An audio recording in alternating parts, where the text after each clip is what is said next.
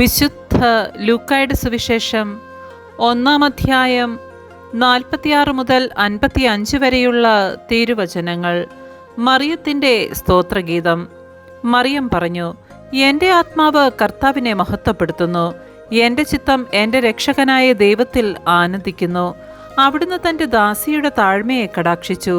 ഇപ്പോൾ മുതൽ സകല തലമുറകളും എന്നെ ഭാഗ്യവതിയെന്ന് പ്രകീർത്തിക്കും. ശക്തനായവൻ എനിക്ക് വലിയ കാര്യങ്ങൾ ചെയ്തിരിക്കുന്നു. അവിടുത്തെ നാമം പരിശുദ്ധമാണ്. അവിടുത്തെ ഭക്തരുടെ മേൽ തലമുറകൾ തോറും അവിടുന്ന് കരുണ വർഷിക്കും. അവിടുന്ന് തൻ്റെ ഭുജം കൊണ്ട് ശക്തി പ്രകടിപ്പിച്ചു. ഹൃദയവിചാരത്തിൽ അഹങ്കരിക്കുന്നവരെ ചിതറിച്ചു. ശക്തന്മാരെ സിംഹാസനത്തിൽ നിന്ന് മറിച്ചിട്ടു. എളിയവരെ ഉയർത്തി. വിശക്കുന്നവരെ വിശിഷ്ട വിഭവങ്ങൾ കൊണ്ട് സംതൃപ്തരാക്കി.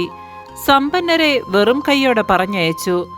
തൻ്റെ കാരുണ്യം അനുസ്മരിച്ചുകൊണ്ട് അവിടുന്ന് തൻ്റെ ദാസനായ ഇസ്രയേലിനെ സഹായിച്ചു. നമ്മുടെ പിതാക്കന്മാരായ അബ്രാഹത്തോടും അവൻ്റെ സന്തതികളോടും എന്നേക്കുമായി ചെയ്ത വാഗ്ദാനം അനുസരിച്ച് തന്നെ. നമ്മുടെ കർത്താവായ മിശിഹായ്ക്ക് സ്തുതി.